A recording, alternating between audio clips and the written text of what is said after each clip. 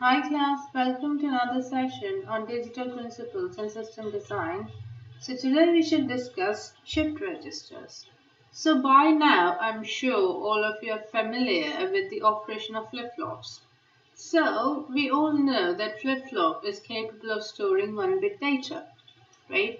So if I have n flip-flops that are connected in a certain manner, then I get a storage element that can store n data bits, right? So a group of flip-flops, n flip-flops capable of storing a binary number is called as a register. In a shift register, not only can we store binary data, but we can also shift it one place either to the left or to the right whenever an incoming bit is coming. So the data is dynamically moving whenever there's an incoming data, right? So we should understand this better if you look at the circuit diagram. So basically there are 5 types of shift registers. So you have the serial in, serial out shift register, which is also called as SISO. Then you have serial in, parallel out shift register, which is called as SIPO. Funny names. Parallel in, serial out shift register, which is called as PISO, and parallel in, parallel out, which is called as PIPO. Really funny names, but the operation of these registers are equally fascinating. And the last but not the least, you have the bidirectional shift register, which can shift the data either from left to right or right to left. The same circuitry is capable of doing this. So let us now dig deep into shift registers and see exactly what are serial and serial out shift registers.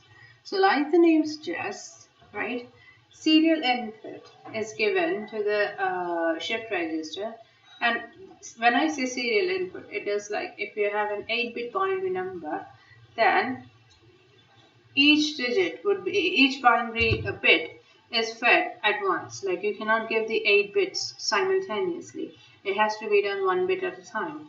You can choose to do it MSB to LSB or LSB to MSB depending on how you design your circuit, but you can only transmit 1 bit per clock pulse. So serial in, you have this is an example where you have 4D flip-flops because this is a 4-bit serial shift register. So you have a data coming in at the serial input, and every time there's a bit that is available in the serial input, right, then the previous bit gets transmitted to the next flip-flop. For example, I have 1 here at D1 and the rest are all 0 because probably this is the first bit that is coming in.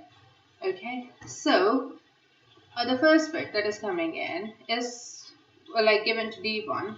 When the next bit comes in, then D1 will have the next bit, D2 will have the first bit, and so on. So instead of going on and on about this, let's just take an example, right? For example, I need to transmit 1011, right? So I take the least significant bit first, and that is transmitted here on the first clock pulse. So when the next clock pulse comes, this one gets transmitted here, and the next one comes to D1.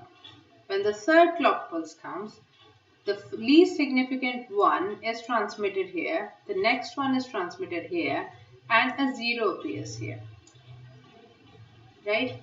And in the fourth clock pulse, this 0 is transmitted here. So I have 0 here, right? 1 here and 1 here. And finally, the most significant bit is transmitted here. So this is how the transmission occurs. So every clock pulse, the data is shifted one place. The data is shifted from one flip-flop to the other. So here is another example. So the data is 0101 and that needs to store in a CISO shift register. So for the first clock pulse, I have input 1, right? The second clock pulse, this 1 is transmitted to the next flip-flop, and the second bit, uh, bit after the least significant bit is coming as an input. Now the third clock pulse, so this one is the least significant bit. Then the 0 enters. Then the 0 is in the second flip-flop input and 1 is in the third flip-flop input. So finally, the fourth stage, you have 0 coming in FF1, 1 in FF2, 0 in FF3 and 1 in FF4. So finally, in the last clock pulse, you have 1 that is coming out as the serial output. And then the subsequent clock pulses, you'll receive all these data one by one. Right? So the next one, like CISO flip-flops CISO registers can also be constructed using JK as a flip-flop, where the serial input is inverted and given to the K, and Q dash is fed to the next K of the next flip-flop, and so on.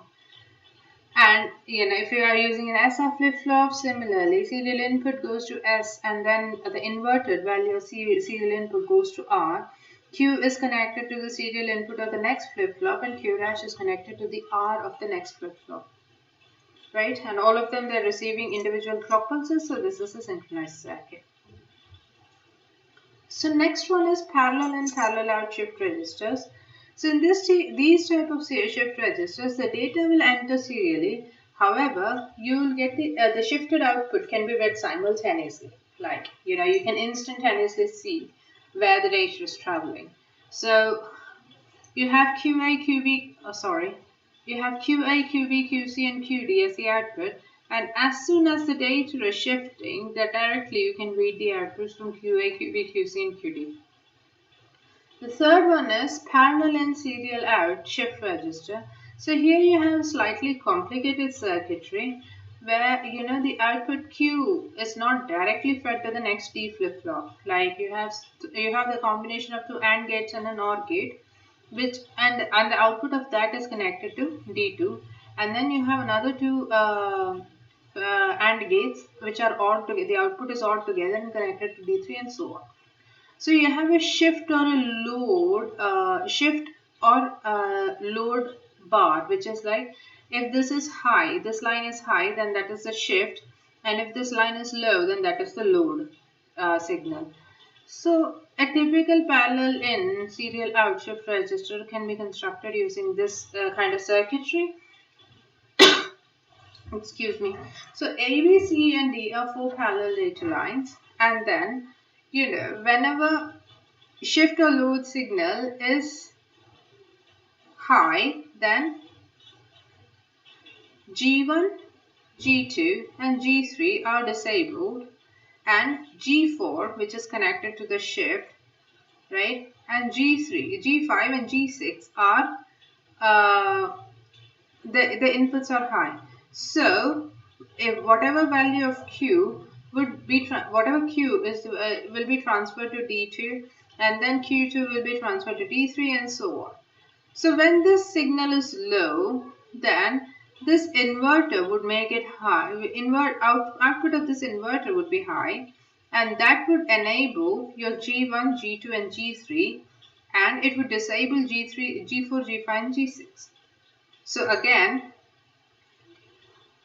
whatever is the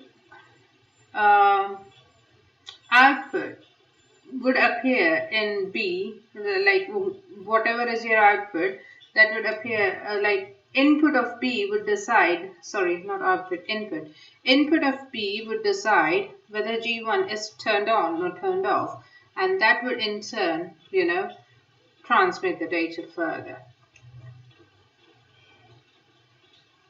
So this penultimate one is parallel in, parallel out. So here you just give inputs parallelly. All the 4 bits are loaded simultaneously to our D flip-flops, and the outputs can be read instantaneously.